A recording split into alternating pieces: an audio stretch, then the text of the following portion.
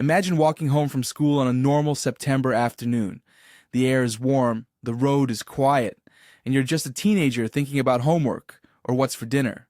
Then suddenly, out of nowhere, a man in camouflage steps onto the path. He flashes what looks like a police badge and tells you that you're under arrest. You're 14 years old. What do you do? Most of us would freeze, confused, and obey, because badges mean authority. That's exactly what happened to Elizabeth Shoaf in 2006. But what Elizabeth didn't know at that moment was that she wasn't going to be taken to a police car. She was about to vanish into the woods, into a dark underground bunker, and into one of the most horrifying kidnappings in modern American history. This is the chilling, unbelievable story of how Elizabeth, known as the Bunker Girl, survived 10 days underground with her captor. It's also the story of how she outsmarted him, leaving behind tiny secret clues that would eventually lead police straight to her prison. It was September 6, 2006, in Lugoff, South Carolina. Elizabeth was walking home from school, taking the same path she usually did, when a man approached her. He was dressed in camouflage and carried a gun. He flashed a badge and told her she was under arrest for marijuana possession.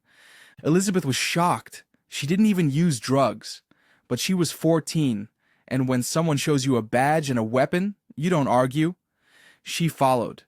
The man's name was Vincent Filio, though Elizabeth didn't know that yet. To her, he was just a stranger with terrifying authority. Instead of leading her to a squad car, he marched her deep into the woods. After a long, confusing walk, he stopped and pulled open a hidden trapdoor in the ground. Beneath it was a homemade bunker, a dark claustrophobic space dug into the earth.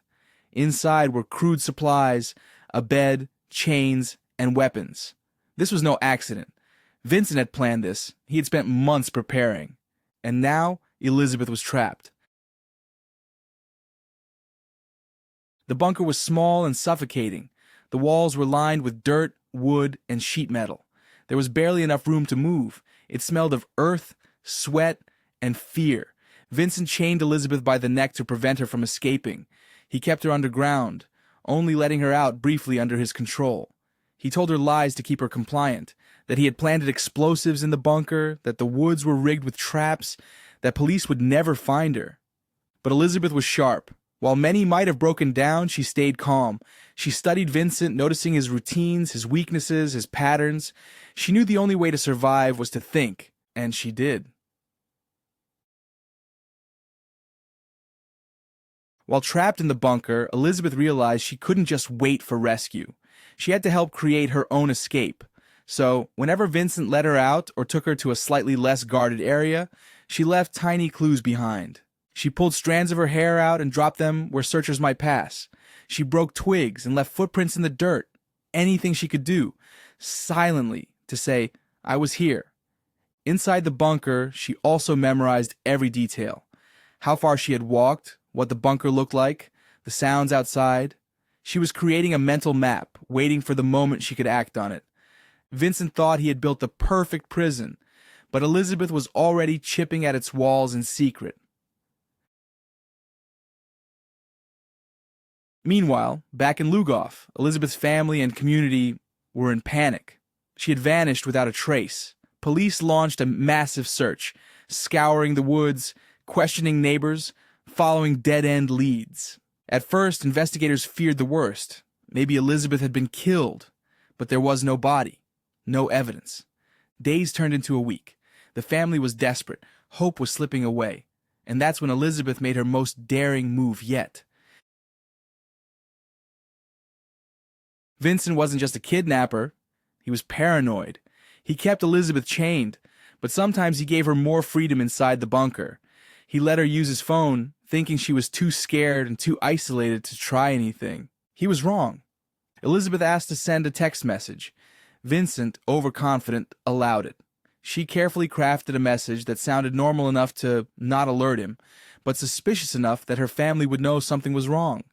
She wrote vague but strange messages that made no sense, hoping someone would realize she was in trouble. Her family did. They showed the text to the police, who quickly realized these weren't just random words. Elizabeth was sending signals. The messages gave investigators hope. She was alive. Now they just had to find her. Police zeroed in on the cell phone signal. Technology in 2006 wasn't as advanced as today, but they could narrow the signal to a general area. It pointed them to a section of woods near Lugoff. It was the same forest where Vincent had hidden his underground bunker. Officers began combing the area carefully.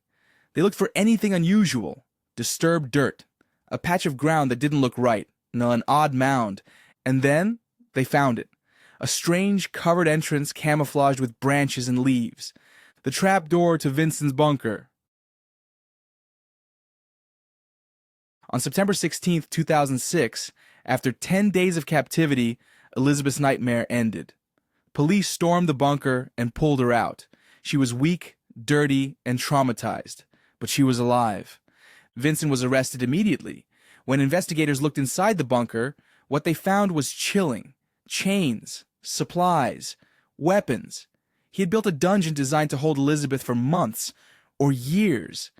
He even admitted later that he wanted to keep her as a long-term prisoner. But Elizabeth had ruined his plan by leaving clues, by sending coded messages, and by refusing to give up.